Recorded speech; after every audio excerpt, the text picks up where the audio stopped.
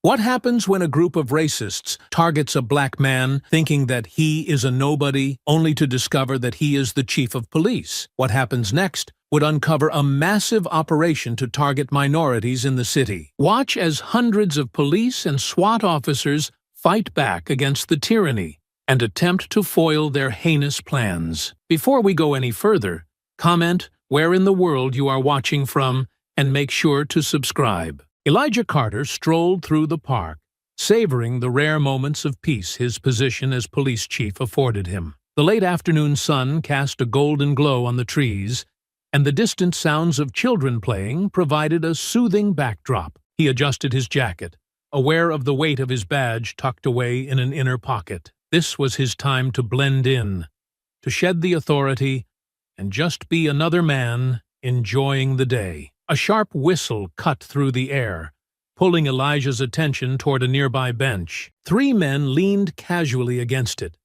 their pale faces flushed with cheap beer and mischief. One of them, a wiry figure with a sneer that seemed permanently etched on his face, nodded in Elijah's direction. "Hey, big guy," the wiry man called, his voice carrying a mocking tone. "Nice day for a stroll, huh?" Elijah met the man's gaze briefly, but chose not to respond. He had seen this kind of bravado before. Men who found power in numbers and sought validation through intimidation. He kept walking, his pace steady, but not hurried. "Don't be rude now," another man jeered, louder this time. He was stockier, with arms crossed over a grimy tank top. "We're just saying hi." The third man chuckled, his laugh low and guttural. "Guess he thinks he's too good for us." Elijah felt the heat of their eyes on his back as he continued along the path. He knew better than to engage, but his instincts sharpened. They weren't done. Not yet. The sound of footsteps quickened behind him. "Hey, I'm talking to you!"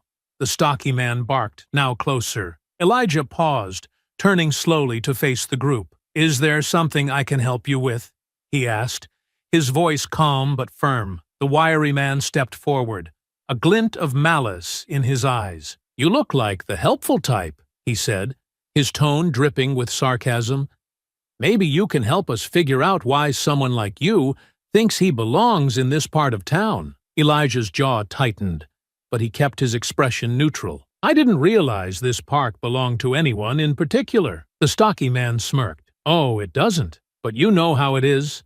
Some places are better off without certain types hanging around." The laughter that followed was as sharp as the tension now thick in the air. Elijah scanned their faces, noting the subtle shifts in their stances. They were testing him, looking for any sign of weakness or fear. He wouldn't give them the satisfaction. "You've made your point," Elijah said evenly. "Now, if you'll excuse me, I'd like to enjoy the rest of my walk." He turned to leave, but the wiry man's voice stopped him. "Walking away, huh? Figures. Guess you're not as tough as you look." Elijah exhaled slowly, feeling the first flicker of anger in his chest. He knew this wasn't over, but he also knew the importance of choosing the right moment to act. For now, he would let them dig their own hole. As the men's laughter echoed behind him, Elijah resumed his path, his senses heightened. He could hear their footsteps trailing him, the tension rising with each step. Elijah's calm exterior belied the storm brewing inside him. He kept his stride measured, refusing to quicken his pace despite the escalating tension. The men's footsteps grew louder, their shadows stretching alongside his as they closed the distance. "Hey! Don't walk away like we're not talking to you!" The wiry man's voice carried a sharper edge now, his frustration evident. "We just want to have a friendly chat. Is that too much to ask?" Elijah came to a halt and turned slowly, his eyes locking onto the group. "You've already made your intentions clear," he said firmly. "I suggest you leave it at that." The stocky man stepped forward, his smirk widening. "Oh, we're just getting started, friend. You're walking through our park, and you think you can just ignore us? That's kinda disrespectful, don't you think? Your park?" Elijah's voice remained steady, but his gaze sharpened. "Didn't realize public property came with private ownership." The third man, taller and broader than the others, cracked his knuckles. "Maybe someone needs to teach you how things work around here." Elijah's eyes flicked between the three of them, noting their positioning. The wiry one was the instigator, all bark with just enough bite to stir trouble. The stocky one had an air of bravado, feeding off the group's energy. The tall one was the real muscle, stepping in only when the stakes escalated. Classic dynamic, Elijah thought, but dangerous nonetheless. "Let's not make this more than it needs to be," Elijah said, his tone measured but commanding. "Walk away, and we can all enjoy the rest of our day." The wiry man scoffed, taking another step closer. "You don't get it, do you? Guys like you don't get to just walk through here like you own the place. You think your big words and fancy clothes mean anything to us?" Elijah didn't respond immediately. He could feel the eyes of other park-goers on them now. Families hastily ushering children away, joggers pretending not to notice. The men weren't just looking for a fight. They were looking to make a spectacle. The stocky man crossed his arms, leaning in slightly. "What's wrong, huh? Cat got your tongue? Or are you just too scared to say something?" Elijah took a step forward, closing the gap between them. His voice dropped, calm but with an unmistakable edge. "Scared? No. I just have nothing to prove to men like you." The wiry man's sneer twisted into a scowl. "Men like us? You got a problem with us now?" "No," Elijah replied, his eyes steady. "But you clearly have a problem with me. So let's cut the games. What do you really want?" For a moment, the group hesitated, caught off guard by Elijah's directness. But the tension snapped as the tall man chuckled darkly. "You're either brave or stupid, old man. Talking to us like that when you're all alone." Elijah raised an eyebrow. "Alone? You sure about that?" His words landed like a challenge, and the wiry man bristled. "You think you're untouchable or something? Let's see how tough you are when there's no badge to hide behind." Elijah's expression didn't change, but his chest tightened. They didn't know who he was yet, but the stakes were escalating. He could feel the shift in their posture, the unspoken decision to take things to the next level. "I'm giving you one last chance," Elijah said, his tone firmer now. "Turn around and walk away." "This doesn't have to end badly for you." The stocky man let out a mocking laugh. "Listen to this guy, acting like he's got the upper hand." The wiry man motioned to the others, a wicked grin spreading across his face. "I think it's time we show him how things work around here." Elijah's muscles tensed as the group advanced, their taunts growing louder and more emboldened. He didn't back away. Not yet. He knew the confrontation was inevitable now, but he would be ready when it came. Elijah's heart thudded steadily in his chest, the kind of rhythm that came with experience, calm under pressure.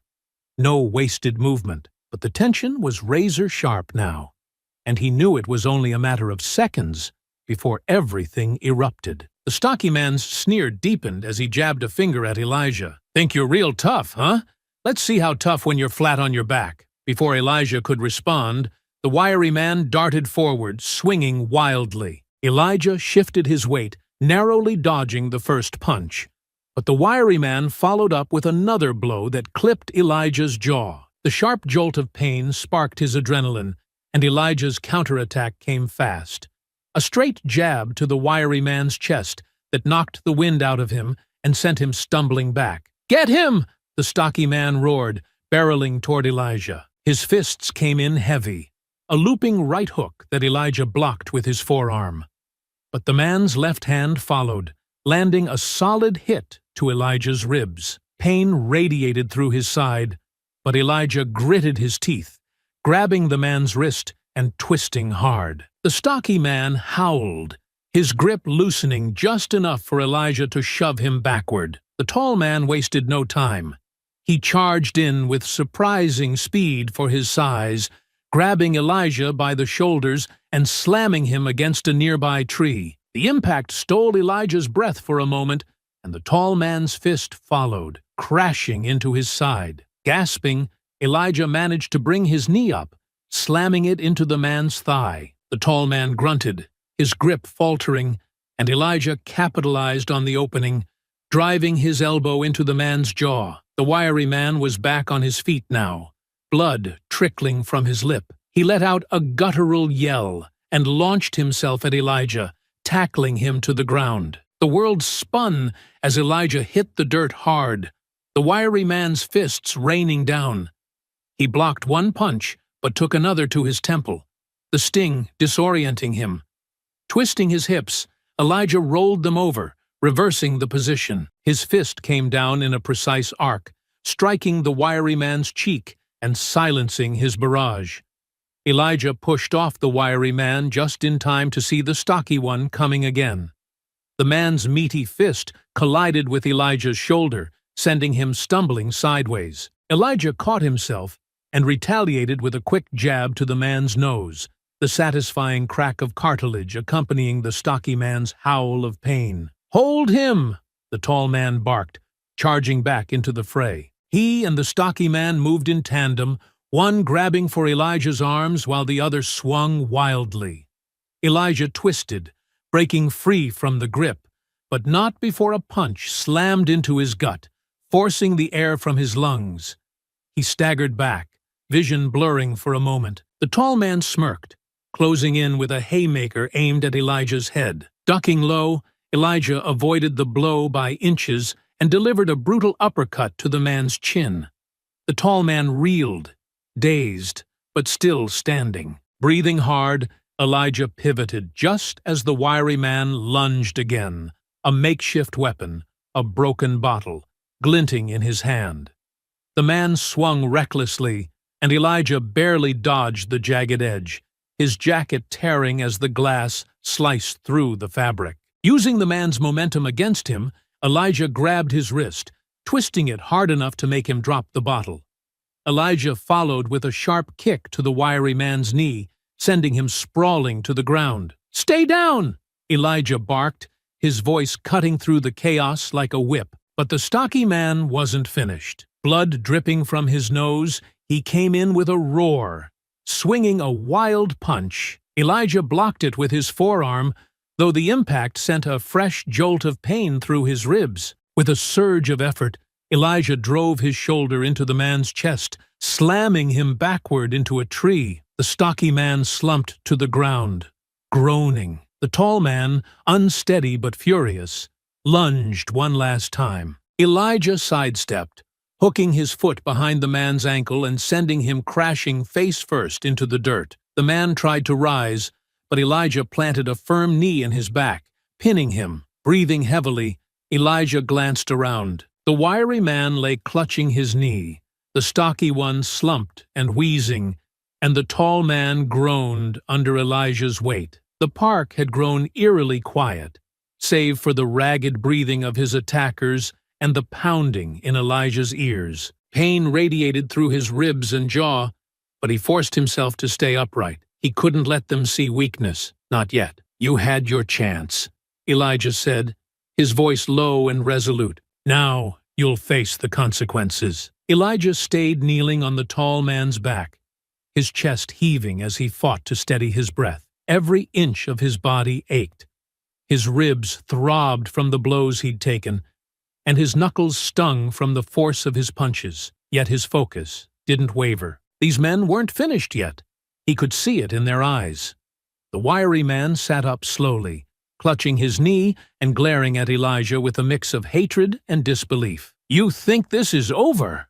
he spat, his voice hoarse. "You're gonna regret this, old man." Elijah's lip curled, a rare flash of anger breaking through his usually composed demeanor. "No, you're the ones who will regret it." The stocky man struggled to his feet, wiping the blood from his nose. "Big words for someone who's about to get stomped," he sneered, though his bravado faltered as Elijah reached into his jacket pocket. From the depths of his coat, Elijah withdrew his badge, holding it up for all three men to see. The gleaming metal caught the light, its authority undeniable. "Chief of Police," Elijah said, his voice low and steady, cutting through their lingering defiance like a blade. "Elijah Carter, you just assaulted the highest-ranking officer in this city." The wiry man froze, his sneer melting into shock. "What?" The stocky man's eyes darted between the badge and Elijah's face, his bravado evaporating. "No way," he muttered. "You're lying." "Am I?" Elijah countered, leaning forward just enough for his words to hit like a punch. Do you really want to find out the hard way? For a moment, the three attackers were silent, the weight of the revelation sinking in. The tall man beneath Elijah squirmed, trying to crane his neck to get a look at the badge. He's bluffing, he growled, though his tone lacked conviction. You sure about that? Elijah asked, tightening his grip on the tall man's shoulder. Because right now, your options are limited. You can either run like cowards and pray I don't catch up to you, or you can try to finish what you started and guarantee your trip to prison. The wiry man's face twisted into a grimace, his bravado crumbling into panic. He pushed himself backward, his injured leg dragging uselessly behind him. Screw this, he muttered, scrambling to his feet. The stocky man hesitated, his fists clenching and unclenching as if weighing his options. We can take him, he said, though his voice cracked under the strain of uncertainty. He's hurt. Elijah rose to his full height, his imposing frame casting a shadow over the three men. Try me, he said, his voice calm but unyielding. But know this, I don't go down easy. And if you lay another hand on me, I'll make sure you regret it for the rest of your life. The tall man growled in frustration, shoving Elijah off as he scrambled to his feet. He towered over the others, his eyes darting between Elijah and his companions. Let's go, he barked, though the command carried more desperation than authority. This ain't worth it. The wiry man didn't need to be told twice. He turned and limped away as fast as his injured leg would allow, casting a final hateful glare over his shoulder. The stocky man followed suit, muttering curses under his breath as he stumbled into the shadows. The tall man lingered for a moment, his fists clenched and his jaw tight. He took a step toward Elijah, his face contorted with fury. But the sight of the badge and Elijah's unwavering stare stopped him in his tracks. With a frustrated growl, he turned and stalked off, his heavy footsteps echoing in the quiet park. Elijah stood alone now, his breaths coming in sharp bursts. The tension in his muscles slowly unwound, replaced by the dull ache of his injuries. He tucked his badge back into his jacket and glanced around the park. Families and joggers who had witnessed the confrontation were nowhere to be seen. The park was eerily silent, as though holding its breath. Pain radiated through his ribs as he straightened his posture, but Elijah pushed it aside. The fight might have been over, but this was only the beginning. He couldn't shake the feeling that these men were more than just aimless thugs. Their coordinated aggression, their confidence, it all pointed to something larger. As the fading sounds of the attackers' retreat melted into the distance, Elijah pulled out his phone. His fingers hovered over the screen for a moment before he dialed a familiar number. Carter here, he said, his voice steady despite the pain. We've got a situation. I need a team at Greenridge Park, and make it fast. Elijah lowered his phone and slipped it back into his pocket, his hand trembling slightly as the adrenaline began to ebb. The familiar sting of pain surged through his body now that the fight was over. His ribs throbbed with each breath. His jaw ached where a punch had landed, and his side burned where the wiry man's bottle had grazed him. He pressed a hand against his ribs, wincing at the sharp jolt that shot through his torso. The park was still, the echoes of the confrontation fading into the cool evening air. The golden hues of the setting sun stretched long shadows across the grass, painting a scene that felt oddly tranquil despite the chaos that had just unfolded. Elijah sank onto a nearby bench, his legs shaky beneath him. He leaned back, letting his head rest against the cool metal, and exhaled a long, slow breath. He needed to stay alert, but his body demanded rest. Blood trickled from a cut on his brow, warm against his skin. He pressed his sleeve against it, grimacing at the sting. In the distance, he heard the faint wail of sirens, relief mixed with frustration as the sound grew louder. He knew his team would arrive soon, but he hated the thought of being found like this, injured and vulnerable. He was the chief of police, the figure meant to embody strength and control. Yet here he was, battered and bloodied in the middle of a park. Moments later, flashing blue and red lights illuminated the trees, as two squad cars pulled up near the path. Uniformed officers spilled out, their faces a mix of concern and urgency as they spotted him. "Chief Carter!" one of them called out, jogging over with a hand on his radio. "Are you all right?" Elijah raised a hand to signal he was conscious, though he doubted "all right" was the word to describe his condition. "I'll live," he said, his voice hoarse. "But I've been better." Another officer, a young man with wide eyes, crouched beside him. "We've got medics on the way," he said. "What happened here?" "3 men," Elijah replied, his tone clipped as he fought to keep his composure. "They attacked me. They ran when they realized who I was." The first officer frowned, glancing around the empty park. "Did you recognize them?" "No," Elijah said, shaking his head. "But they're part of something bigger.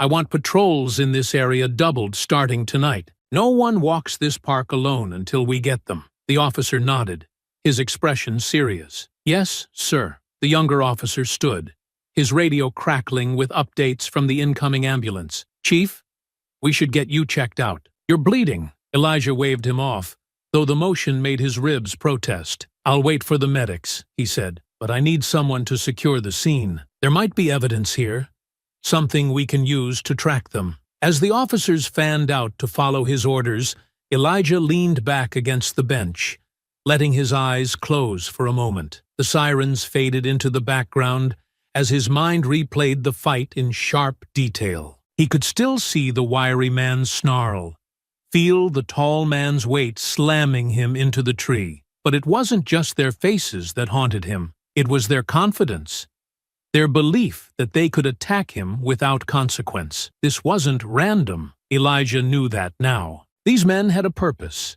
a reason for targeting him, and he intended to find out what it was. The sound of footsteps pulled him from his thoughts as 2 paramedics approached, their gear bags in hand. "Chief Carter?" one of them asked, her tone gentle but firm. "That's me," Elijah muttered, sitting up straighter despite the protest of his ribs. "We're going to check you out," she said, crouching beside him and opening her kit. "Can you tell us what hurts?" Elijah gestured to his ribs, jaw, and side. "Took a few hits," he admitted. "Probably bruised ribs. Nothing broken, I think." The paramedic nodded, her hands moving efficiently as she examined him. "You're lucky it's not worse," she said after a moment. "But you should get an X-ray to be sure." "I'll think about it," Elijah replied, though he already knew he'd be back at the station before the hour was out. There was too much work to do. As the paramedics worked, Elijah's radio crackled to life. "Detective Lopez en route," came the voice of one of his trusted officers. "ETA 2 minutes." Elijah smiled faintly, despite the pain. Maria Lopez didn't waste time. He knew she'd be ready to dig into this case with the same tenacity she brought to every investigation. And this time, they wouldn't stop until the whole operation came crashing down. The whir of the ambulance's engine faded into the distance as Elijah stood near the edge of the park, watching his officers work. Though his ribs ached with every breath and his side throbbed, he refused to leave the scene. His badge demanded resilience, and his instincts told him there was more to uncover here. Detective Maria Lopez arrived in her unmarked car, stepping out with a sharp focus that immediately shifted to Elijah. She was in her mid-30s, her dark hair tied back in a practical ponytail, and her brown eyes carried the fire of someone who didn't tolerate loose ends. Her gaze flicked over Elijah's bruises, her expression tightening. "You look like you went 3 rounds in the ring," she said, walking up to him. "You should be in a hospital." "I've been through worse," Elijah replied, brushing off the comment. "What matters now is finding those men and figuring out what they're a part of." Lopez sighed but didn't press the issue. She pulled out a notepad and flipped it open. "What do we know so far?" Elijah gestured toward the bench where the confrontation had started. 3 men. Coordinated. They weren't just looking for a fight. They were targeting me. Or at least someone like me. Lopez raised an eyebrow. "You think this was planned?" "They weren't amateurs," Elijah said firmly. "Their confidence, the way they escalated, it wasn't random. And when they ran, they didn't scatter. They left together. Organized." Lopez nodded, jotting down notes. "Did they say anything that stood out?" Something that might give us a lead? They made it clear they didn't want me in this park. Beyond that, nothing specific. Elijah hesitated, his mind racing through the encounter. But this isn't the first time I've heard about groups like this operating in the city. Lopez glanced up, her pen hovering above the notepad. You think they're tied to the attacks we've been hearing about? The ones targeting minorities? It's a strong possibility, Elijah replied, his jaw tightening. We've never been able to pin down enough evidence to make arrests, but this might be our chance. Lopez's eyes darkened, and she snapped her notepad shut. Then we don't waste time. I'll get the patrols combing this area for witnesses and security footage. Maybe we can pick up a trail. Elijah nodded, his gratitude silent but clear. Good. And have someone pull the files on any unsolved assault cases with similar patterns. If these men are connected, I want to know everything they've been involved in. As Lopez walked off to coordinate with the officers, Elijah turned his attention back to the bench where the fight had ended. His sharp eyes scanned the ground, searching for anything the men might have left behind. A glint of glass caught his eye, and he crouched down, wincing as his ribs protested. It was the broken bottle the wiry man had wielded, its jagged edge still stained with blood. His blood. Chief, a uniformed officer called, hurrying over. We found this near the path where they ran. The officer held up a small piece of fabric, a torn sleeve with a distinctive patch stitched onto it. Elijah took it, his brow furrowing as he examined the symbol. It wasn't one he recognized immediately, but it was clearly intentional, marking the group's identity. Get this to forensics, Elijah ordered, and see if anyone in intel recognizes this symbol. It might be the key to figuring out who they are. The officer nodded and jogged off, leaving Elijah standing with the patch in his hand. Lopez returned a moment later, her phone in hand. We might have something, she said, her voice steady but urgent. One of the patrol cars spotted 3 men matching your description, heading into an abandoned warehouse on the east side of town. Elijah's grip tightened on the patch. That's their hideout. It has to be. I already sent a team to check it out, Lopez said. If they're there, we'll have them in custody by the end of the night. Elijah's eyes narrowed, determination hardening his features. Be careful. These men are dangerous, and they won't go down without a fight. Lopez gave him a small, reassuring smile. We'll handle it. You just focus on not collapsing before this is over. Elijah chuckled dryly, though the motion sent a fresh wave of pain through his side. Noted. As Lopez turned to leave, Elijah pocketed the torn patch, his mind already racing ahead. This was more than an attack on him. It was part of a larger pattern, one that he'd been chasing for years without concrete proof. But now, with this lead, he finally had a chance to dismantle the operation and ensure justice was served. Elijah sat at his desk in the precinct, staring at the patch they'd recovered from the park. The symbol was distinct but unfamiliar, a jagged line cutting through a circle, like a crude brand. His ribs still throbbed with each breath, and the cut on his brow had been hastily bandaged, but his focus never wavered. This wasn't just about him. It was about the countless others who had likely suffered at the hands of these men. Detective Maria Lopez entered the room, her face tight with frustration. She set a file on his desk with a heavy sigh. The warehouse came up empty, she said, her tone clipped. No sign of them.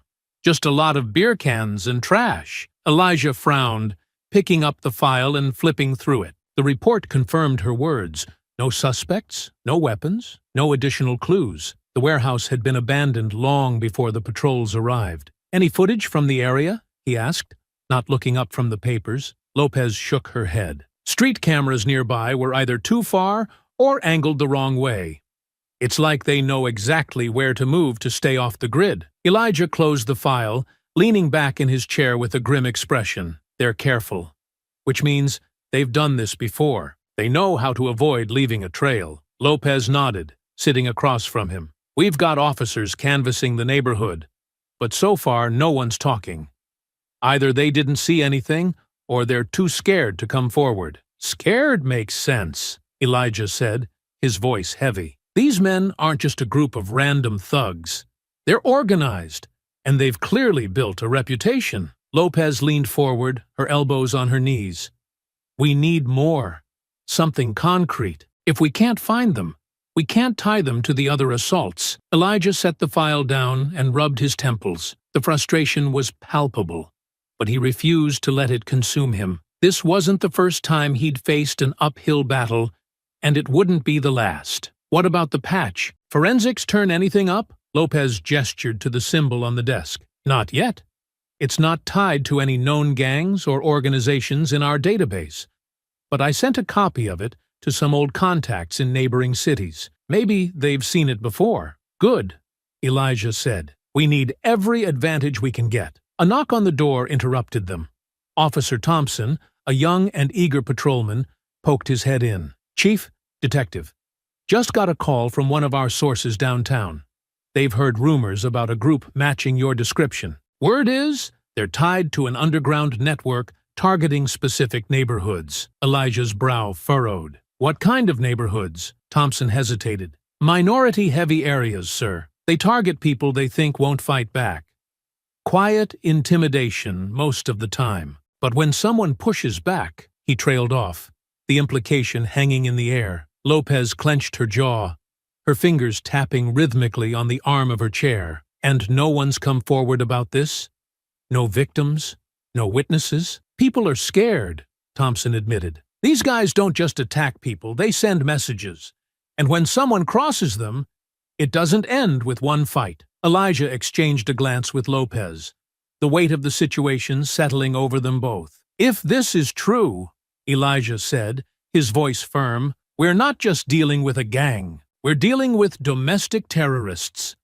Lopez nodded grimly. And they're smart enough to know how to cover their tracks. Elijah leaned forward, resting his elbows on the desk. Then, we need to flush them out. We find their weak link, someone who's not as loyal or as careful, and we make them talk. Lopez raised an eyebrow. You're suggesting we go undercover? It's risky, Elijah admitted.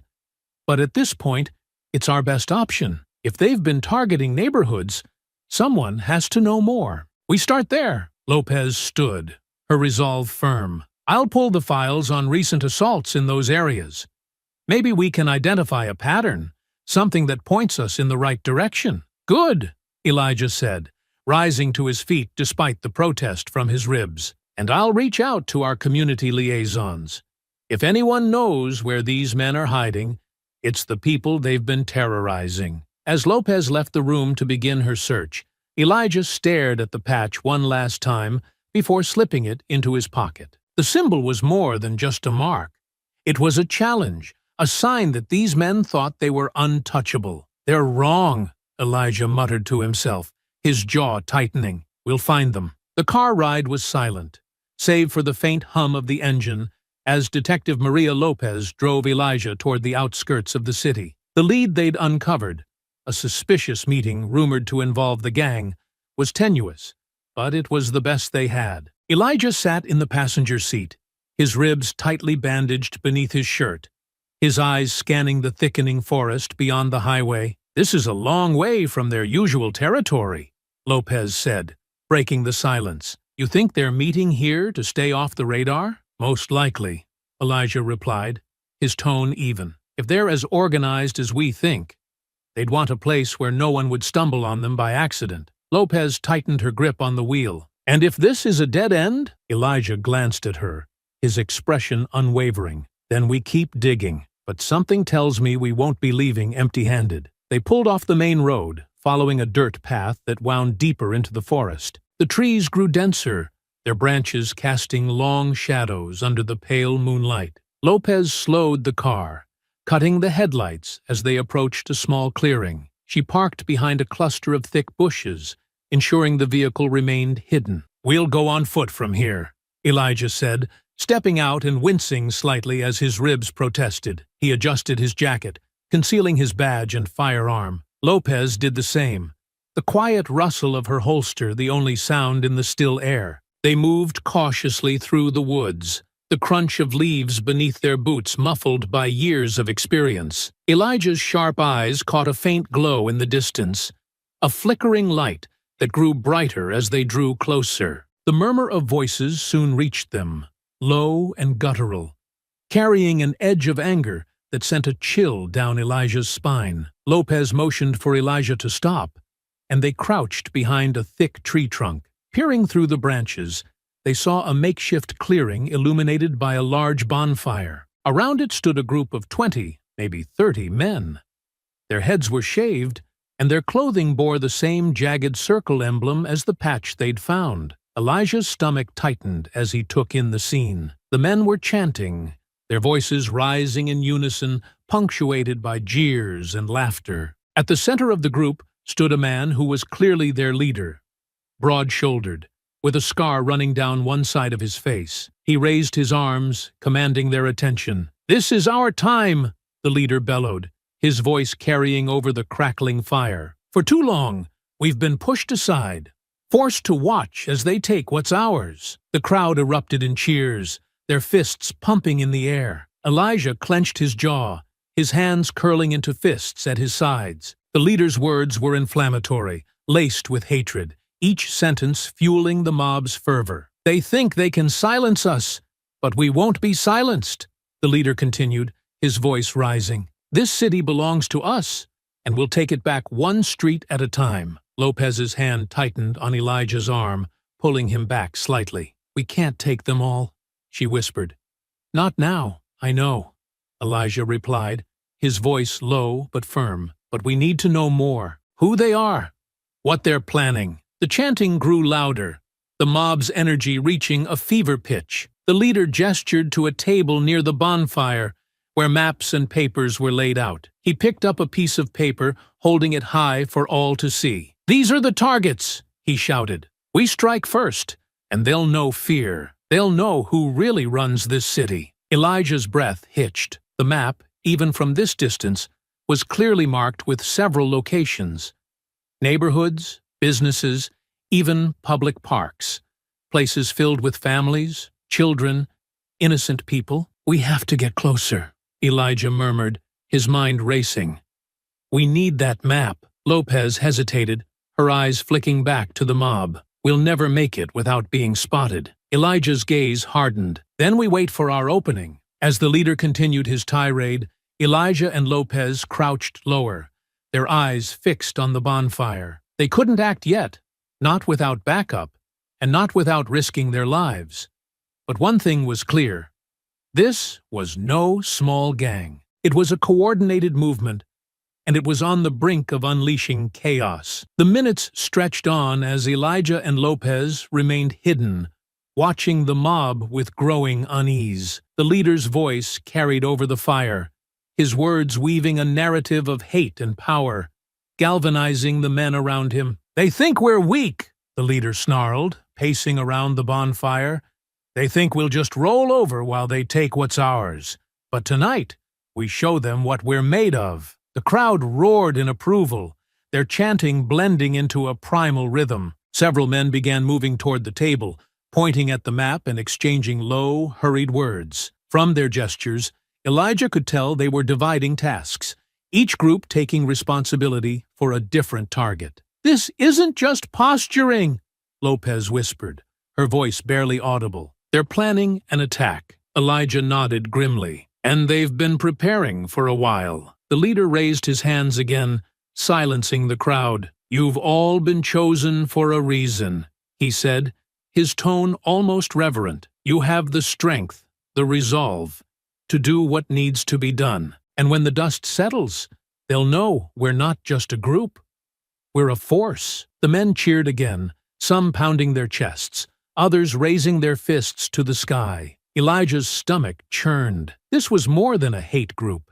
It was a calculated operation, designed to spread fear and violence. Lopez shifted beside him, her hand hovering near her holster. "We can't let them leave with those plans." Elijah's gaze didn't waver from the scene before him. "We won't. But we need to call for backup. If we move now, we'll only get ourselves killed." Lopez nodded reluctantly, reaching for her radio. "This is Detective Lopez," she whispered. "We've got a situation.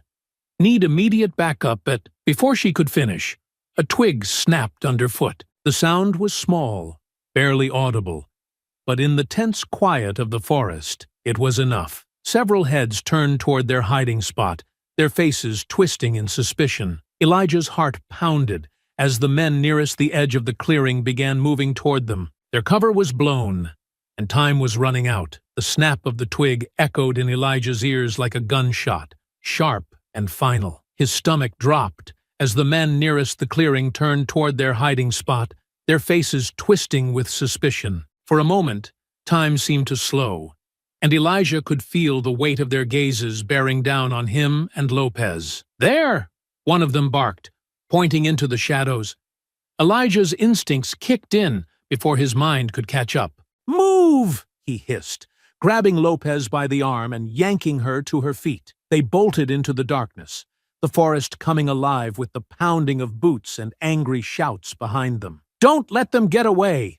a voice roared, its anger cutting through the night like a blade. Elijah's pulse thundered in his ears as he sprinted, the forest a blur of blackened trunks and tangled roots. The shouts were close, too close, and every frantic step seemed to echo, announcing their location to the mob. His ribs screamed with each jarring movement, but the sharp sting of fear drowned out the pain. Lopez ran beside him, her breaths ragged, her face pale in the faint moonlight. "They're right behind us," she gasped, glancing over her shoulder. Elijah didn't need to look to know she was right. The heavy footsteps and guttural curses of their pursuers were growing louder, their rage palpable.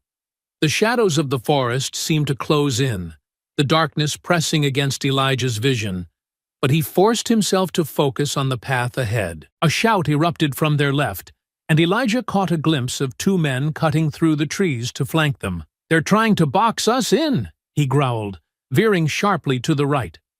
Branches whipped at his face and tore at his clothes as he pushed through the underbrush. The forest felt endless, its twists and turns disorienting, but stopping wasn't an option.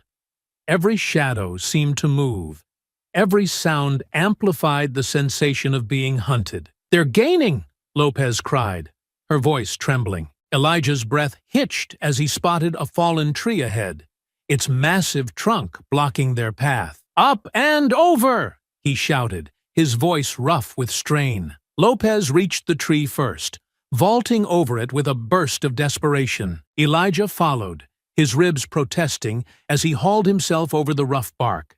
He landed hard, the impact jarring, and for a split second, the world spun. Lopez grabbed his arm, steadying him, her wide eyes scanning the shadows. "Go!" she urged, panic sharpening her voice. "They're coming!" The mob reached the tree moments later, their shouts rising to a frenzy. Flashlights bobbed through the darkness, the beams slicing through the trees like searchlights. Some men scrambled over the trunk, while others found gaps in the underbrush to squeeze through. The delay bought Elijah and Lopez precious seconds, but it wasn't enough. A sharp crack rang out, and Elijah's heart lurched as a bullet whizzed past, splintering a tree just inches from his head. He ducked instinctively, his mind racing. They weren't just chasing them.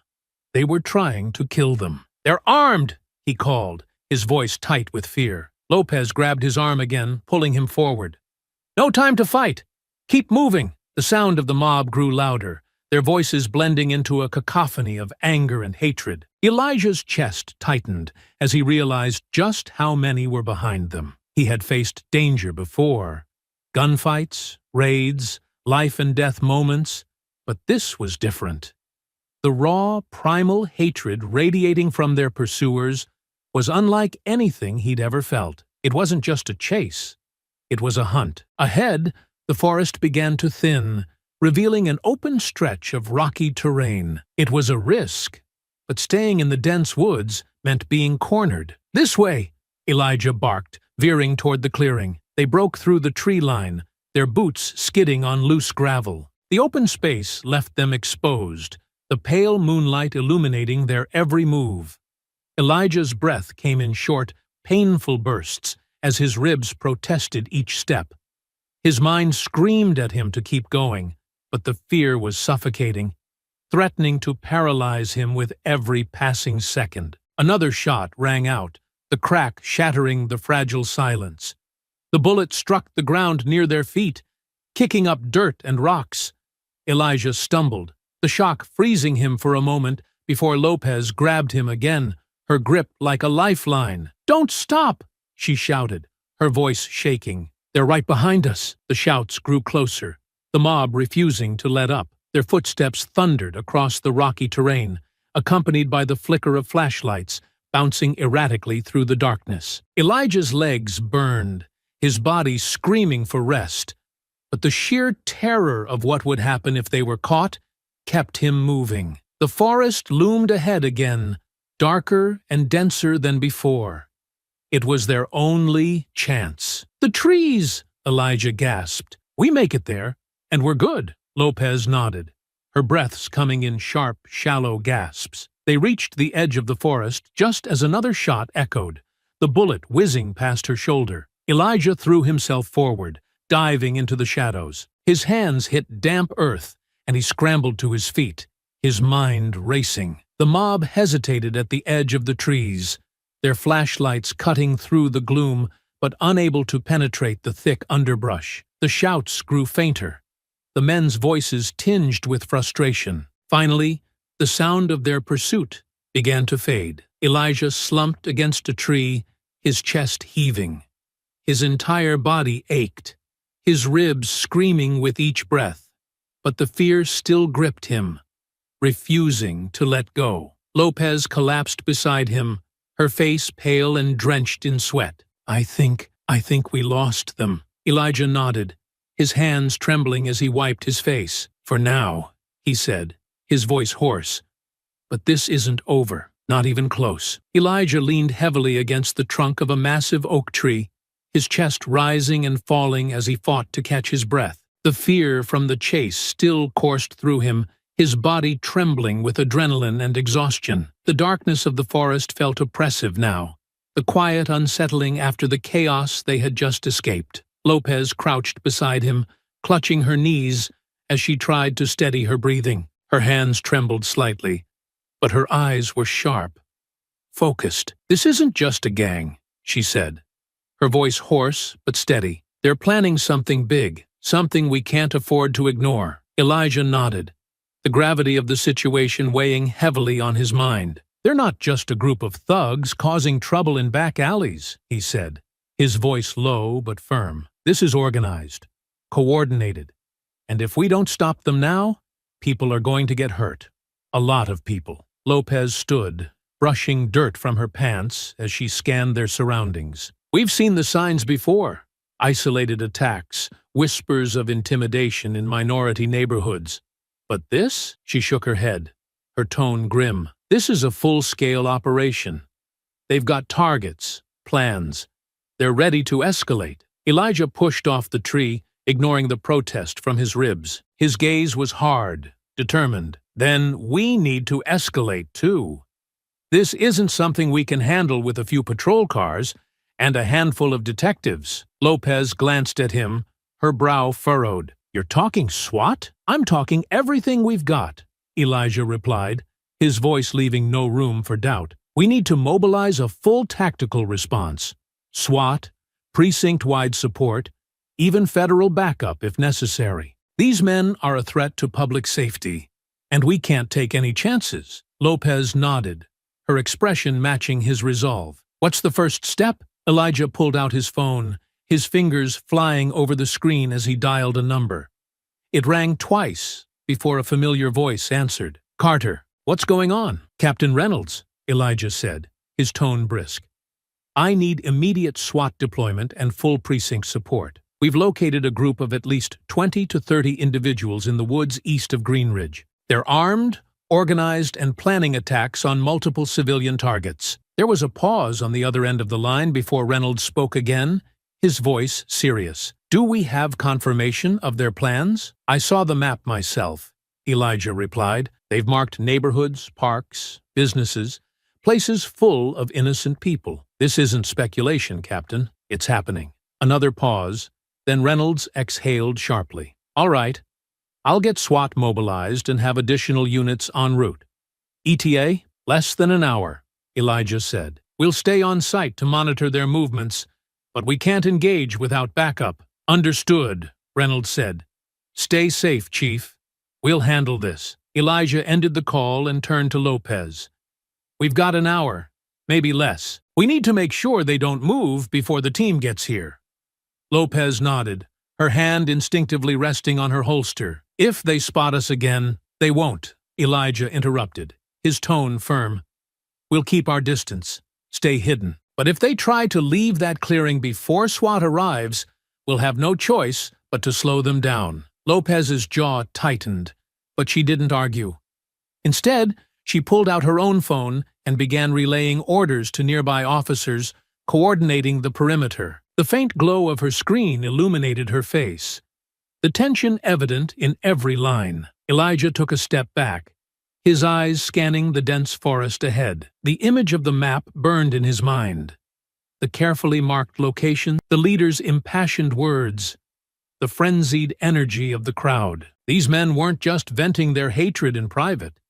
They were preparing to unleash it on the city, to make their violent ideology known through terror. "This is bigger than us," Elijah murmured, more to himself than to Lopez. "If we don't stop them now, they'll keep growing. More attacks, more fear. They'll rip this city apart." "We won't let that happen," Lopez said, her voice cutting through the gloom.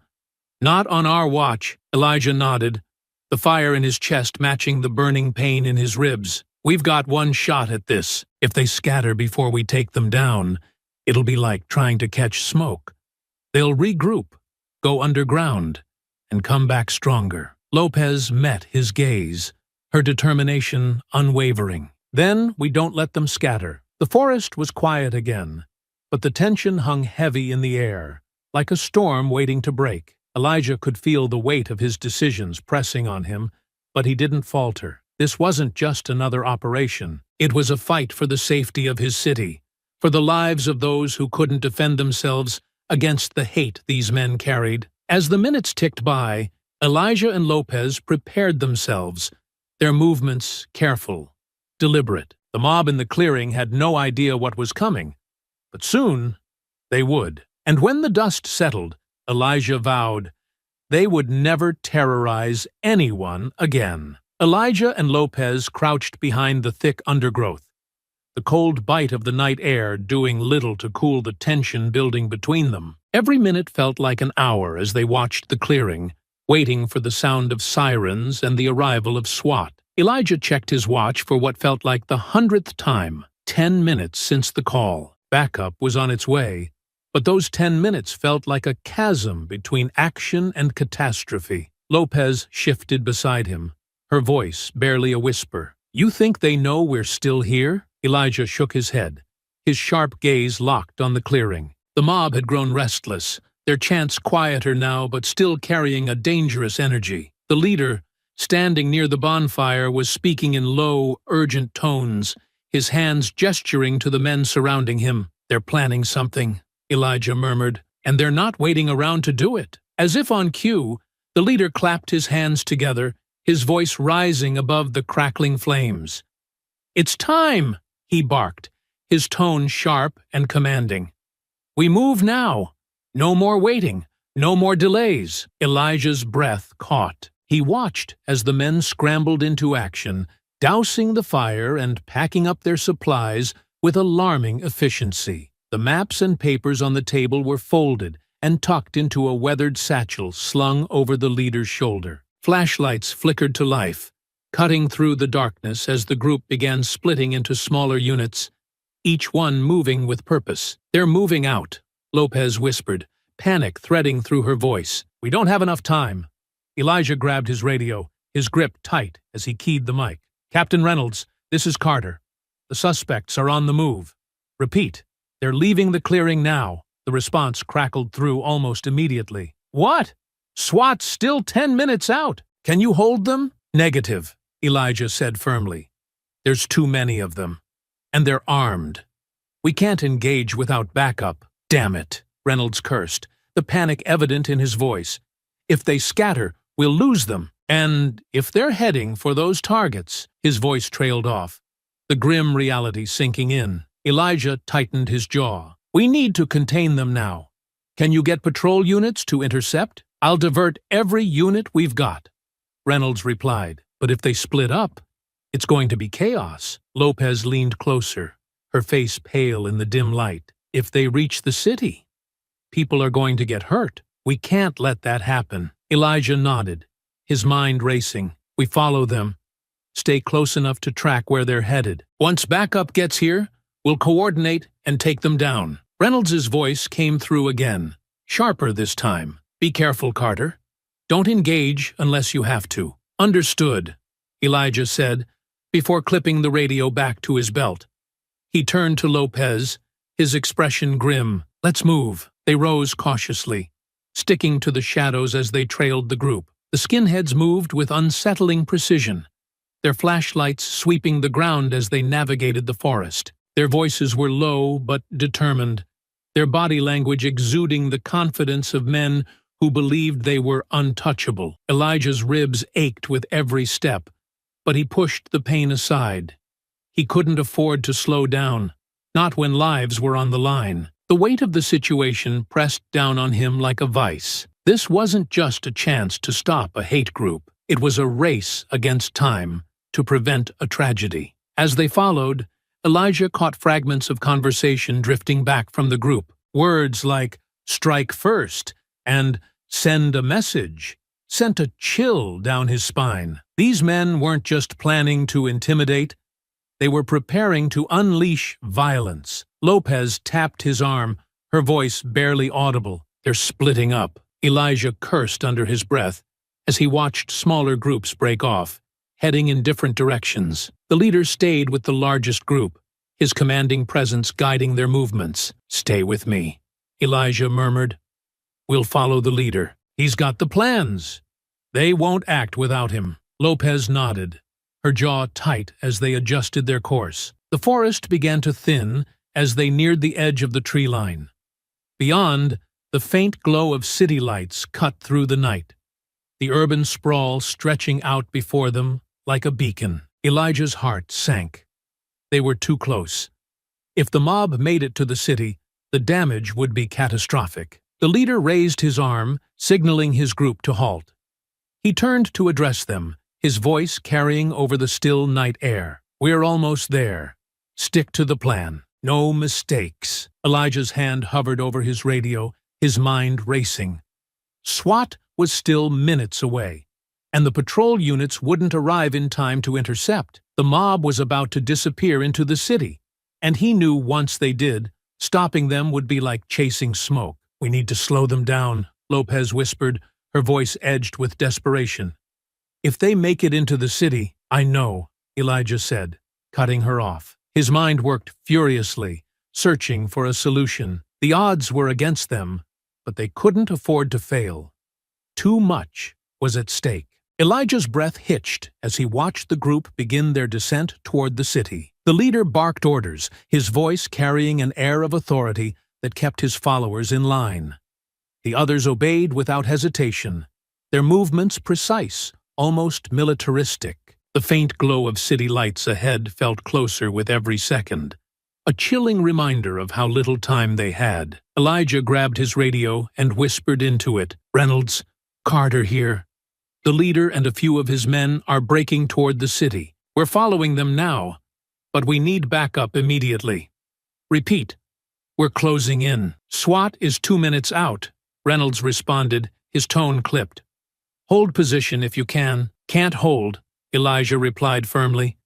If we wait, they'll disappear into the city. We'll intercept and stall until backup arrives. Lopez shot him a glance, her face pale but determined. You sure about this? Elijah nodded, the resolve in his eyes unshakable. We can't let them slip through. With that, the two moved closer, keeping low as they navigated the thinning forest. The leader's group had split from the others, now down to 5 men including him. Their voices grew clearer as Elijah and Lopez crept closer, their taunts and laughter laced with arrogance. These neighborhoods won't know what hit them, one of the men said, his tone gleeful. By the time they figure it out, we'll be long gone. Stick to the plan, the leader growled, This is only the beginning. Once they see we're serious, they'll fall in line. Elijah's grip tightened on his sidearm.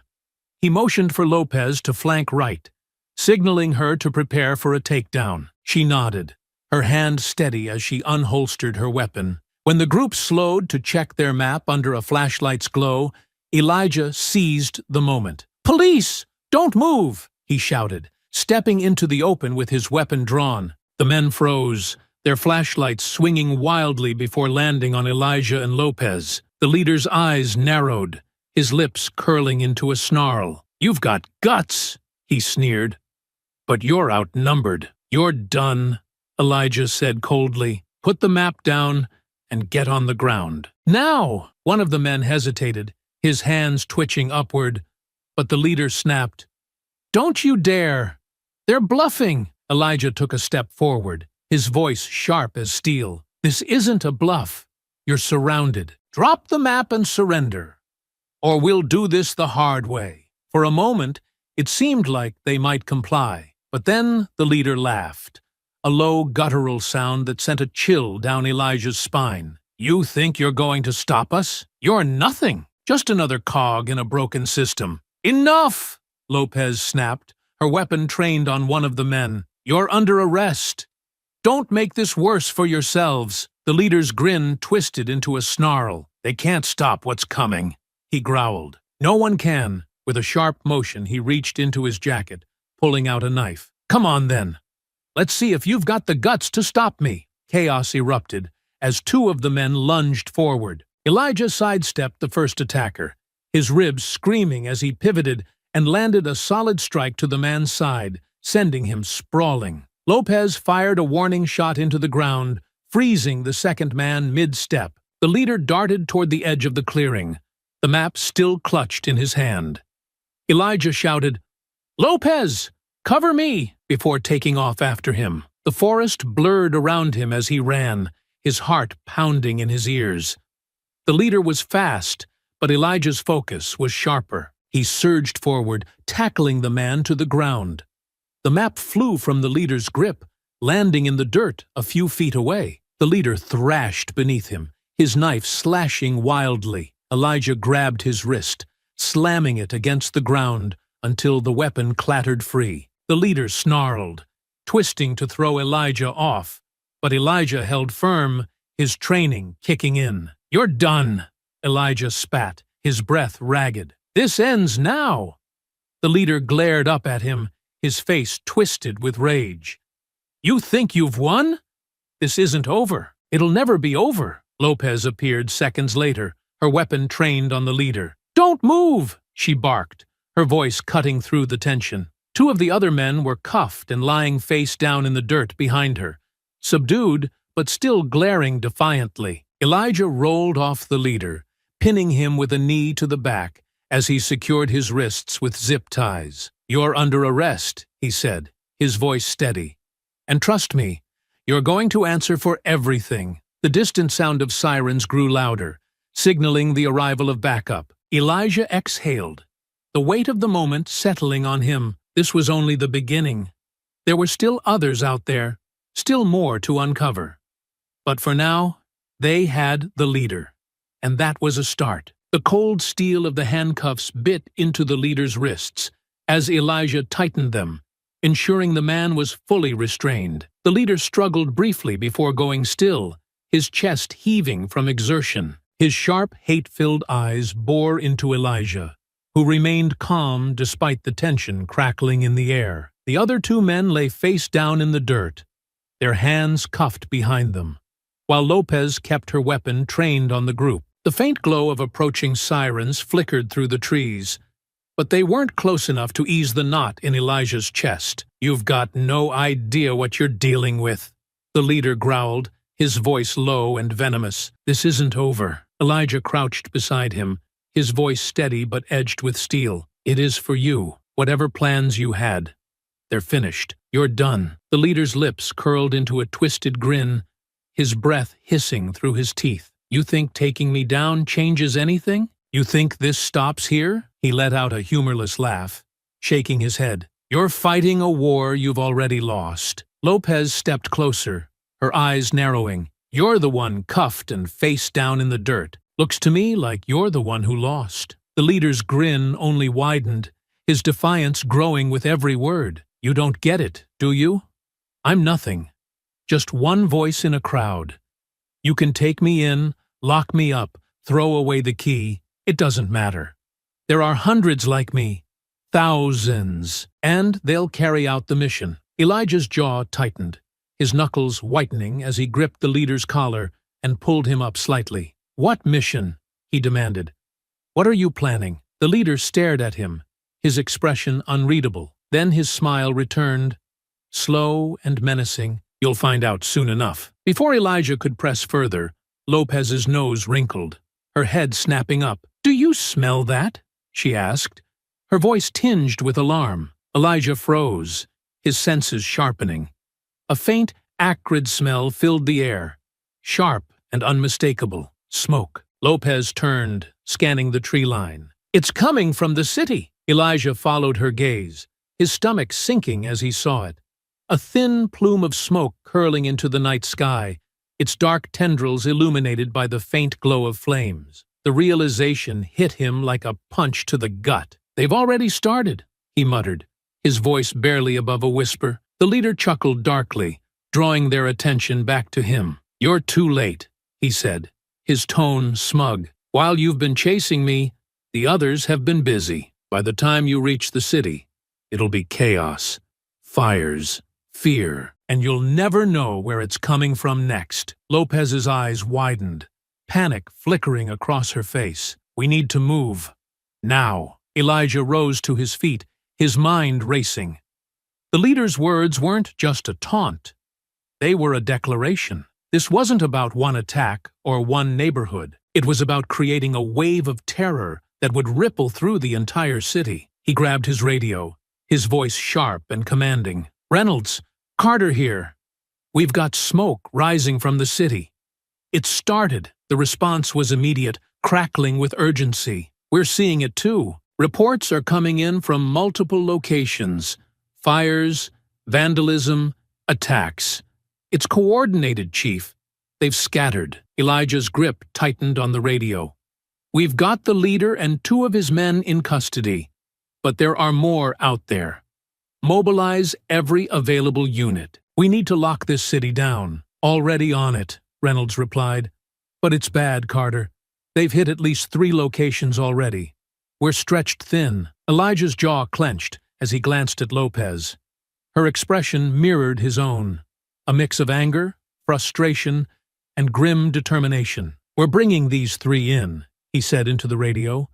"Once we've secured them, we'll coordinate the response." "Understood. Be careful out there." Elijah clipped the radio back to his belt and turned to Lopez. "Secure the map," he said. "It's the only way we'll know where they're targeting next." She nodded, moving quickly to retrieve the crumpled paper from where it had fallen during the scuffle. Meanwhile, Elijah hauled the leader to his feet, his grip firm as he locked eyes with the man. "This ends tonight," Elijah said, his voice low but deadly serious.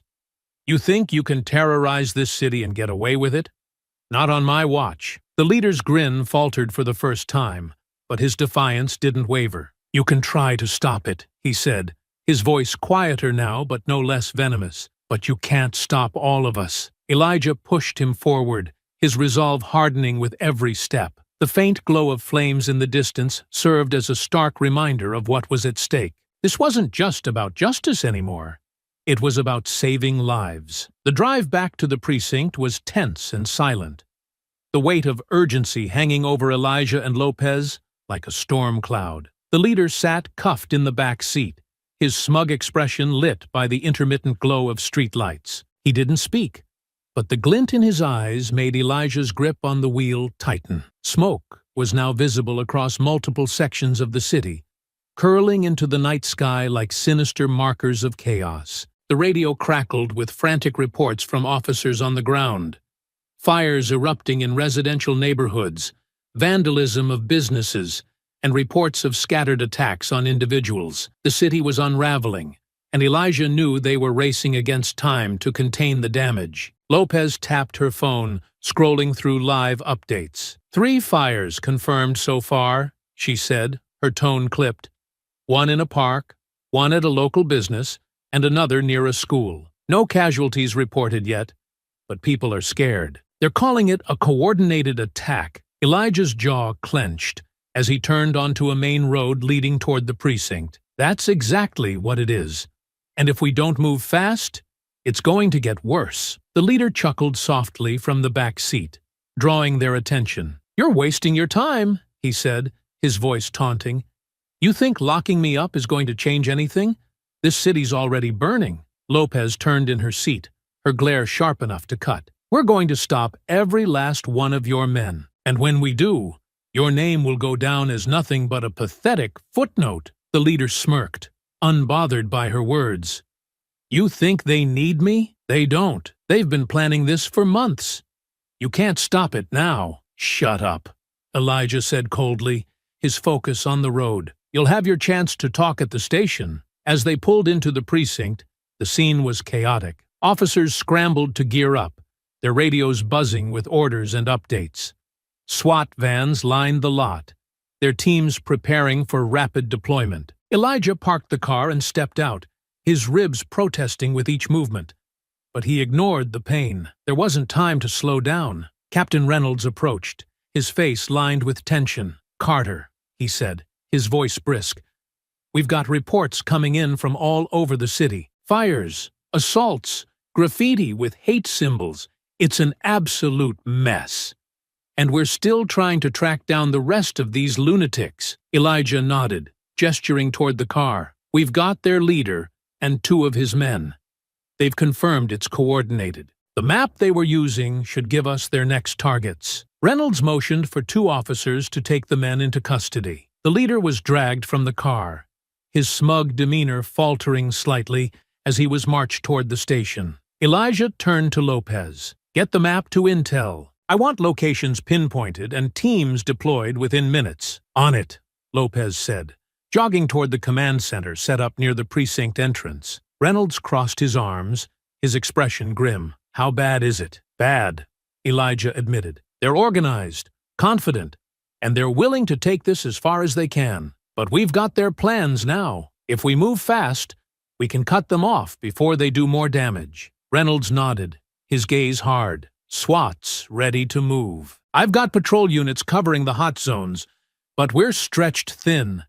If they keep hitting random targets, it's going to take everything we've got to keep up." Elijah exhaled sharply, the weight of the situation pressing down on him. "We don't have a choice. We focus on the areas they've marked first, and hope we can catch enough of them to send a message." Lopez returned moments later, her expression urgent. "We've got the locations," she said, holding up a tablet. "They're targeting 5 more spots tonight. 3 residential areas, a community center, and a hospital." Elijah's stomach turned at the mention of the hospital. "They're trying to maximize fear," he muttered. "If they hit a hospital." "They won't," Reynolds said firmly. "We'll stop them." Elijah nodded, his determination hardening. "Split the teams. SWAT takes the hospital and the community center. Patrol units cover the residential areas. I'll lead one of the patrols." Reynolds frowned. "Carter, you're injured. You should be coordinating from here." "With all due respect, Captain," Elijah said, his voice steady, "I'm not sitting behind a desk while my city burns. I'll be careful, but I'm going." Reynolds held his gaze for a moment before nodding. "All right, just don't do anything stupid." Lopez handed Elijah a tactical vest, her expression serious. "We're going to stop them," she said, more to herself than anyone else. "We have to." Elijah pulled on the vest, the weight of it grounding him. "We will," he said, his voice firm, "because failure isn't an option." The teams mobilized quickly, the roar of engines filling the air as SWAT vans and patrol cars peeled out of the lot. Elijah and Lopez climbed into their vehicle, the urgency of the moment propelling them forward. As they sped toward their assigned target, Elijah's mind raced. This wasn't just about arrests or containment. This was about protecting the people who couldn't protect themselves.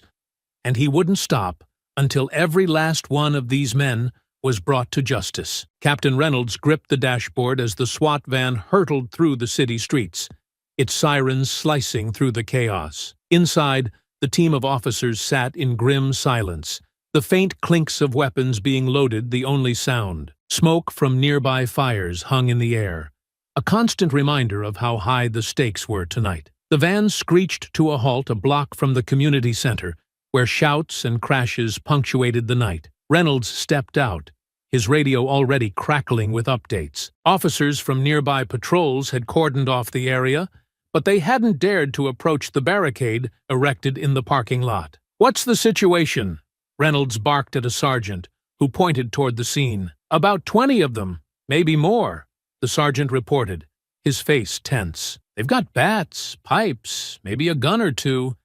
They've set trash bins on fire and started smashing cars in the lot. Civilians are holed up in the community center, but they're terrified." Reynolds scanned the chaos. The mob of skinheads was clustered around a makeshift barricade of overturned tables and metal scraps, their chants loud and aggressive.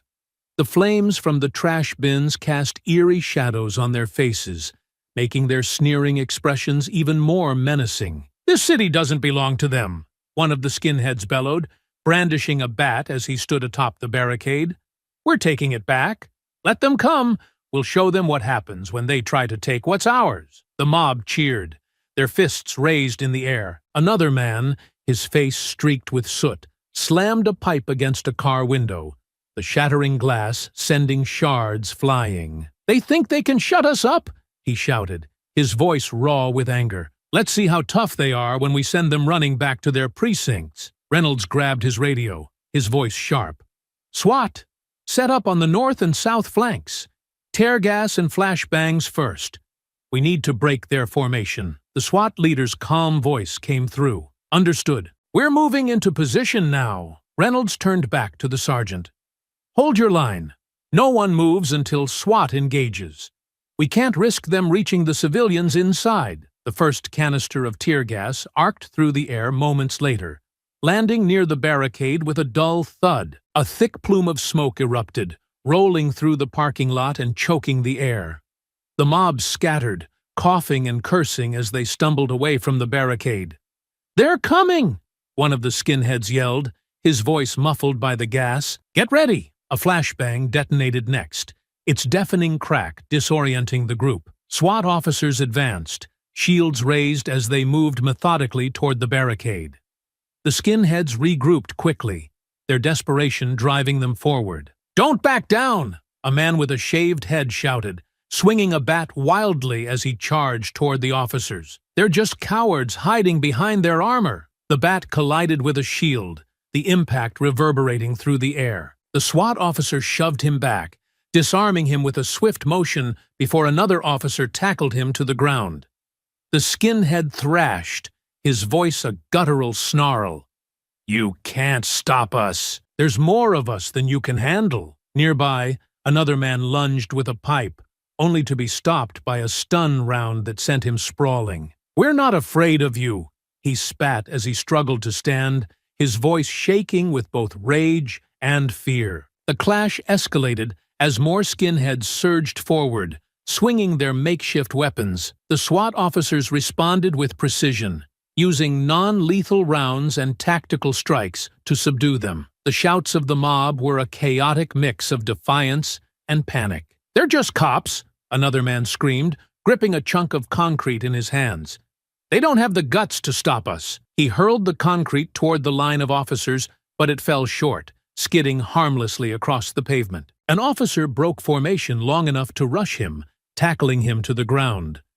The man struggled briefly before going limp, his breath coming in ragged gasps. Reynolds watched from the command post, his jaw tight. The mob was unraveling, but their anger made them unpredictable. "Push forward," he commanded into his radio.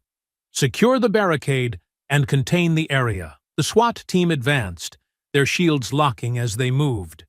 The remaining skinheads, now outnumbered and outmatched, began to falter. One by one, they dropped their weapons, their shouts fading into silence. A few attempted to run, only to be intercepted by officers stationed at the perimeter. As the last man was dragged away in cuffs, the flames from the trash bins illuminated the aftermath. Broken weapons and scattered debris littered the parking lot, a stark reminder of how close the mob had come to spilling their chaos into the surrounding neighborhoods. Reynolds exhaled, the tension in his shoulders easing slightly. He grabbed his radio again. Scene secure. Send in transport for detainees and get fire crews to extinguish these blazes. The SWAT leader approached, his face streaked with sweat. They're down, he said simply. No casualties on our end. Reynolds nodded, his expression grim. Good work. But this is just the beginning. There are still more out there, and we're not stopping until they're all behind bars. The officers began clearing the scene, their movements efficient despite the exhaustion etched into their faces. As Reynolds surveyed the aftermath, he couldn't help but feel a mix of relief and resolve. Tonight was a victory, but the fight was far from over. The night was far from over. The chaos had begun to settle, but reports continued to flood in, pockets of stragglers wreaking havoc in scattered parts of the city. Elijah stood near his patrol car, the tension in his body refusing to ease. His radio buzzed constantly with updates, the voices of officers relaying successes and complications alike. They hit a gas station on Maple, Lopez said, walking up briskly with a tablet in hand, smashed the windows, spray-painted slurs everywhere, and tried to set the pumps on fire. Elijah cursed under his breath. Did they manage to ignite anything? No, Lopez replied. Station staff shut it down in time, and patrol caught 2 of them fleeing the scene. The fire crew's handling the damage now. Elijah nodded, his mind already moving to the next target. What else? Lopez flipped through the updates. Another group vandalized a park, tore up benches, and left their symbols all over. Patrol scattered them, but we didn't catch all of them. Looks like some of them headed toward a strip mall on the east side. Reynolds approached, his expression grim. And the big one, there's still a group moving through a residential area near Kingsley Avenue. Reports say they've been harassing families, smashing windows, and trying to set fire to a house. Elijah's jaw tightened. That's where we need to go. Now, the patrol cars peeled out, their sirens cutting through the still night air as they raced toward Kingsley Avenue. As they approached, the devastation became clear. Broken glass littered the streets, and scorch marks marred the side of one home. Frightened residents stood outside in their pajamas, their faces pale with fear and anger. Elijah stepped out of the car, his sharp gaze scanning the scene. A woman ran up to him, clutching a young child. They were here, she said, her voice trembling. They tried to break in, said they'd burn the place down. Did you see which way they went? Elijah asked, his voice steady but urgent. She pointed down the street. They ran that way, about 5 or 6 of them. Please, you have to stop them. Elijah nodded, his resolve hardening. We will. He motioned for Lopez and a group of officers to follow as they moved quickly down the street. The faint sound of laughter and breaking glass guided them, and soon they spotted the group. 5 men, each carrying makeshift weapons, prowling the area like wolves. Hey! Elijah barked, stepping into view with his weapon drawn. Police! Drop your weapons and get on the ground. The men froze for a moment, their eyes darting between Elijah and his team. One of them, a burly man with a crowbar, sneered. You think we're just gonna roll over for you? You're outnumbered. You're surrounded, Lopez countered, stepping forward with her weapon trained. This ends here. Drop the weapons. Another man, holding a bat, laughed harshly. You think this ends here? This is just the beginning. You can't stop all of us. The group tensed, their grips tightening on their weapons. Elijah saw the shift in their stances and knew what was coming. Don't be stupid, he warned. You can walk away from this alive, or you can spend the rest of the night in the ER. Your choice. The burly man let out a roar and charged, swinging the crowbar. Elijah sidestepped, the weapon missing him by inches, and retaliated with a swift strike to the man's knee with his baton. The man crumpled to the ground, cursing loudly. Chaos erupted as the others attacked. Lopez blocked a bat with her forearm, grimacing as she swung her weapon down to disarm the man.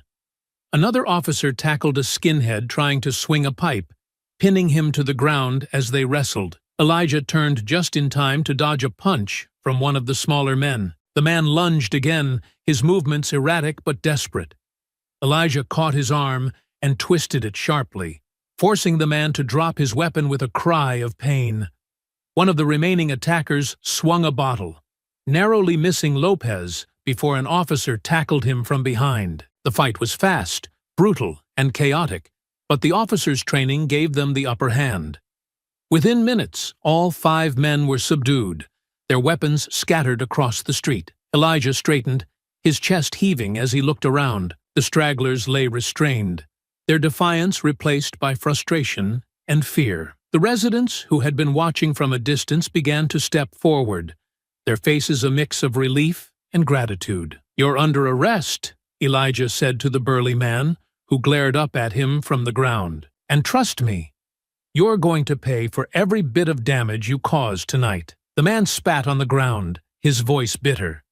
"You'll never stop us." Elijah leaned in closer, his voice low but firm. "We just did." As the detainees were loaded into patrol cars, Elijah turned to Lopez. "Make sure every unit knows to sweep this area. No one else gets hurt tonight." Lopez nodded, her expression as resolute as his. "We'll finish this." Elijah glanced down the street, the faint glow of dawn beginning to creep over the horizon. The night had been long and brutal, but they had won this battle, and he would make sure they won the war. The convoy of patrol cars rolled into the precinct lot as the first rays of dawn broke over the horizon. The flashing lights of the vehicles cast a surreal glow, blending with the faint orange of the rising sun. Elijah stepped out of the car, his body aching from the night's chaos, but the sight of the station filled him with a grim sense of accomplishment. "We got them," Lopez said, her voice heavy with exhaustion as she stepped out beside him. "Every last one." Elijah nodded,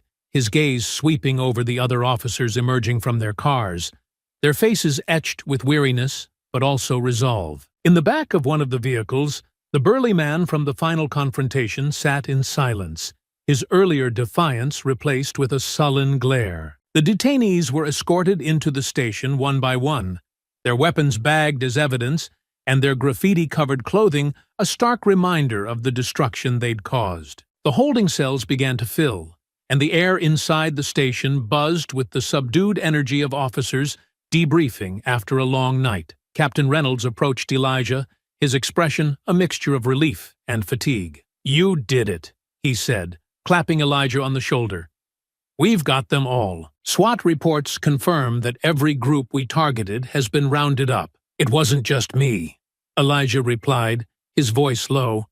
"It was everyone. Every officer out there tonight gave it everything they had." Reynolds nodded, his gaze shifting to the glass-walled holding area where the skinheads sat, their faces a mix of anger, frustration, and defeat. "They caused a hell of a lot of damage, but it could have been worse. If you hadn't pushed to move when you did." "We don't celebrate just yet," Elijah interrupted, his tone firm.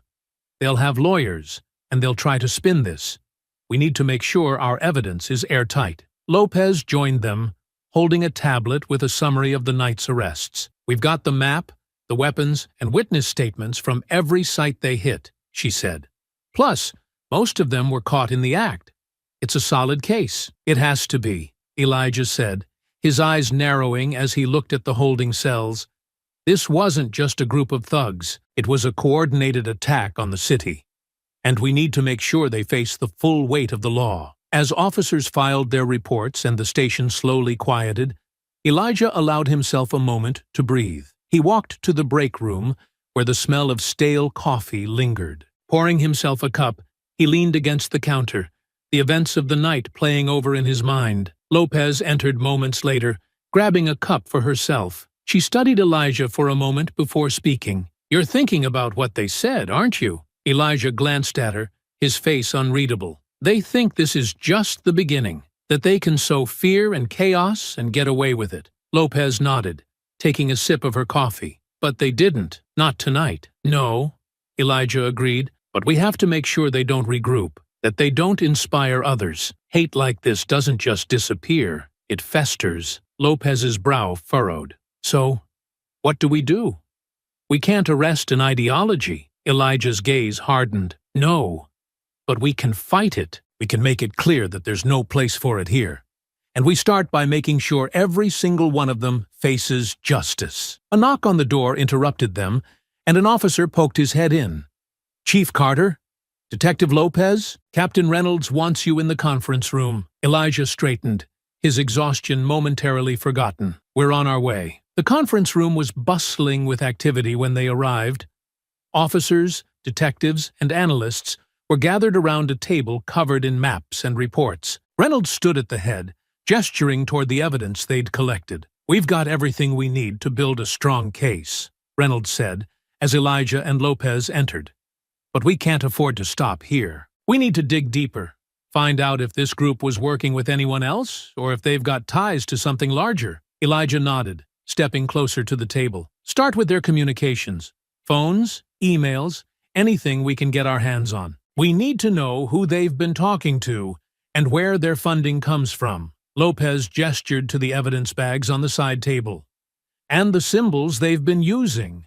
Let's see if intel can trace them to any other groups in the region. If they've been recruiting, we need to know." The room buzzed with quiet determination as the team got to work. For the first time that night, Elijah felt a glimmer of hope.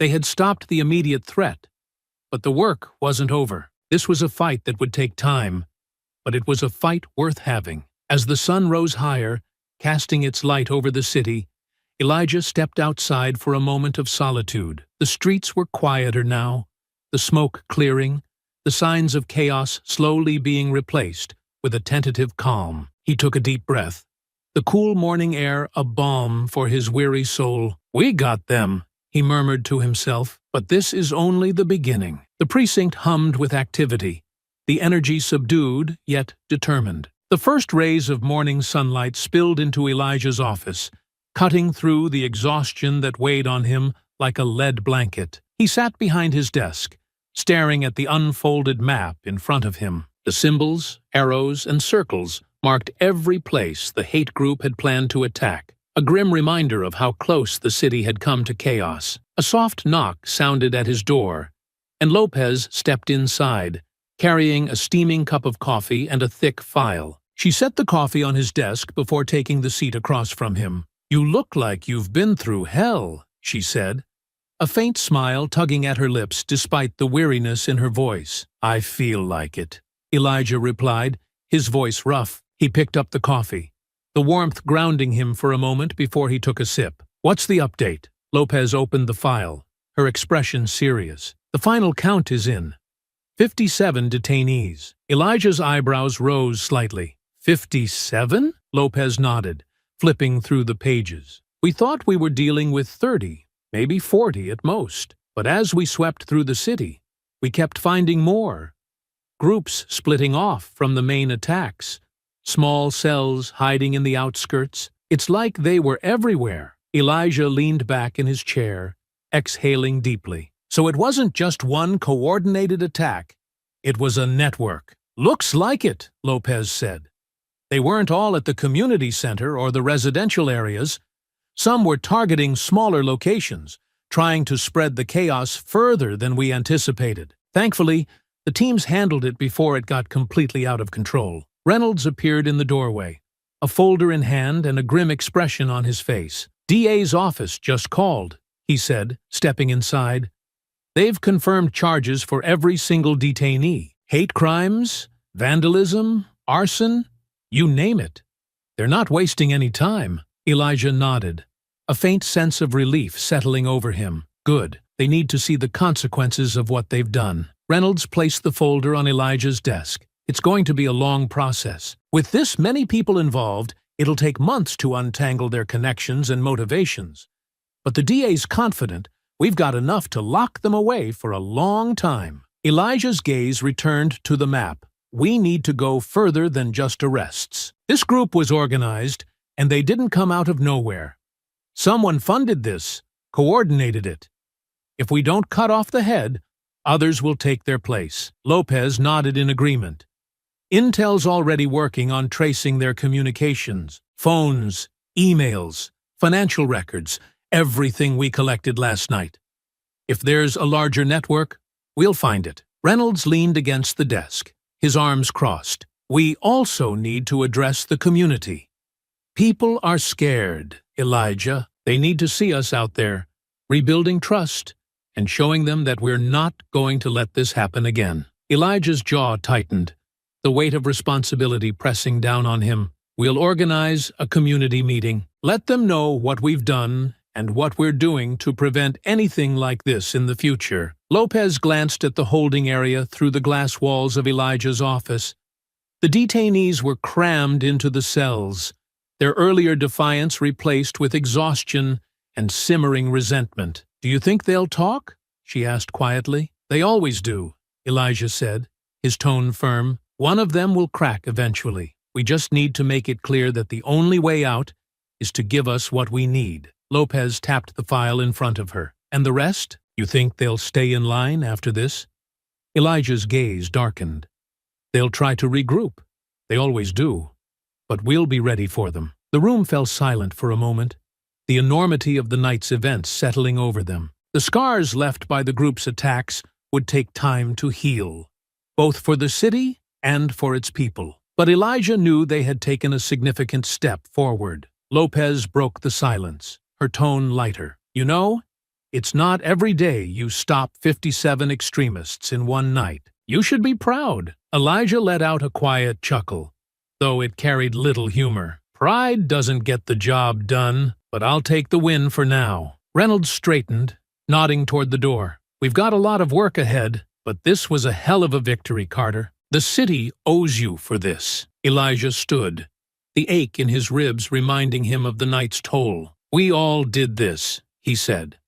"Every officer out there gave everything they had, and that's what it's going to take, to keep showing up, no matter how many times they try." As Reynolds and Lopez left to join the rest of the team, Elijah lingered by the window, watching the city wake up. The fires were out, the streets quiet again, but the fight was far from over. He knew the road ahead would be long and grueling, but for the first time that night, he felt a flicker of hope. 57 arrests, one city saved, and the promise of justice to come. Elijah stood on the steps of the precinct, his gaze fixed on the city stretching out before him. The sun was fully risen now, casting a warm light over the buildings, as though trying to wash away the scars of the night before. The faint smell of smoke lingered in the air, but the fires had been extinguished, and the city had begun to stir with life once more. He took a deep breath, the cool morning air filling his lungs, though it did little to soothe the ache in his ribs. The precinct behind him buzzed with activity, officers filing reports and coordinating follow-ups. But for the first time in hours, Elijah allowed himself a moment of stillness. Lopez joined him, a fresh cup of coffee in her hand. She handed it to him without a word, then leaned against the railing, her own gaze drifting over the city. "It's quiet now," she said softly. "Almost hard to believe what happened last night." Elijah nodded, his eyes scanning the skyline. "It's always quiet after the storm, but the damage is still there, even if you can't see it." Lopez sipped her coffee, her expression thoughtful. "The city will heal. It always does. But you're worried, aren't you, about what comes next?" "Of course I'm worried," Elijah said, his tone steady but heavy. This wasn't just a group of angry men causing chaos. They were coordinated, funded, and prepared, and they weren't afraid to show it. That means there's more out there, more we don't see yet. Lopez turned to face him, her brow furrowing. "But we stopped them last night. We sent a message." "Maybe," Elijah said, his voice distant. "But hate doesn't just disappear because you arrest a few people. It lingers, festers. They'll try again.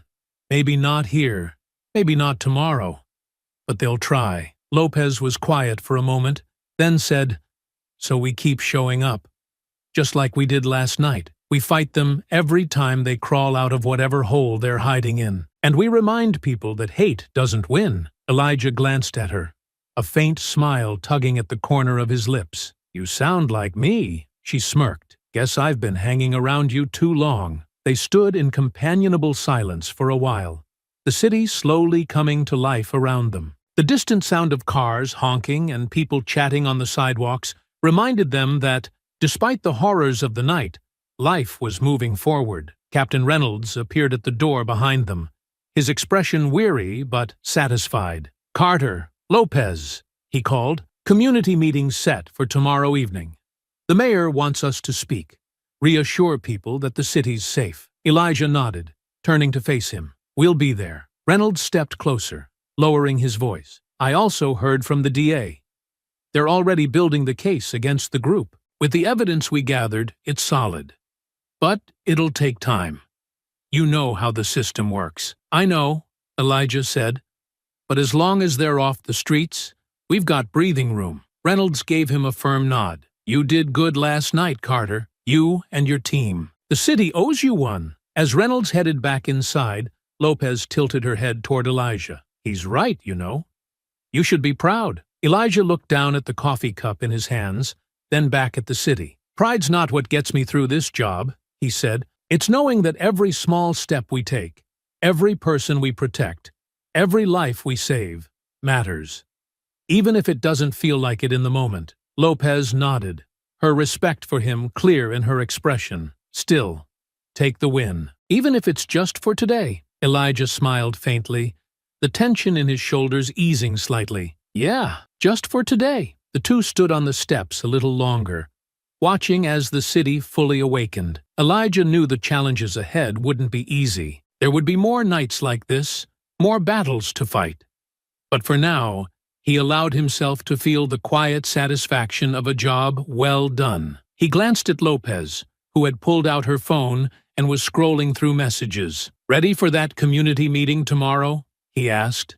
She grinned. "As ready as I'll ever be." "Think they'll give us donuts?" Elijah chuckled, the sound soft but genuine. "If they don't, I'll bring some. Least we can do after a night like this." As they headed back inside, the precinct door swung shut behind them, the noise of the city fading. Elijah carried with him the weight of the past and the hope for the future, knowing that, no matter what came next, he and his team would be ready. Months passed, and the city slowly healed from the chaos of that fateful night. The fires had long been extinguished, the graffiti scrubbed clean, and broken windows replaced, but the scars left behind by the hate-fueled rampage lingered in the community's memory. Elijah sat in the courtroom gallery, his gaze locked on the row of defendants seated before the judge. The trial was the culmination of months of relentless investigation. The 57 detainees from that night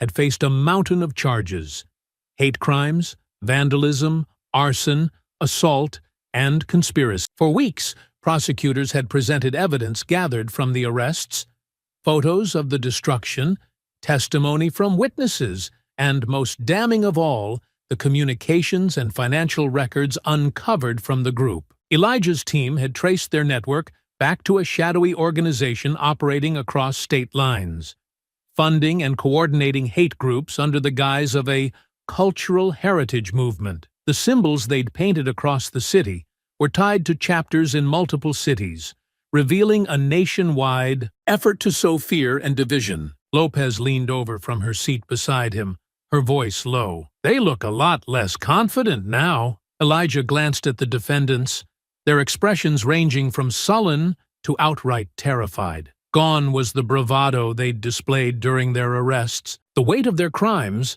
and the evidence against them, had eroded their defiance. "Their network's crumbling," Elijah said, his voice calm but firm. "They thought they were untouchable, but they're finally seeing the consequences." At the front of the courtroom, the prosecutor stood, addressing the judge with measured confidence. "Your Honor, the defendant's actions were not random acts of vandalism or isolated incidents of violence. They were part of a calculated effort to terrorize communities and promote an ideology of hate. The evidence presented today shows their connection to a larger organization that seeks to undermine the safety and unity of our society." The judge nodded, her expression stern. "The evidence is clear, and the crimes committed are egregious. These individuals sought to divide our community, but today they face justice." One by one, the sentences were handed down. The leaders of the group, identified through intercepted communications and witness testimony,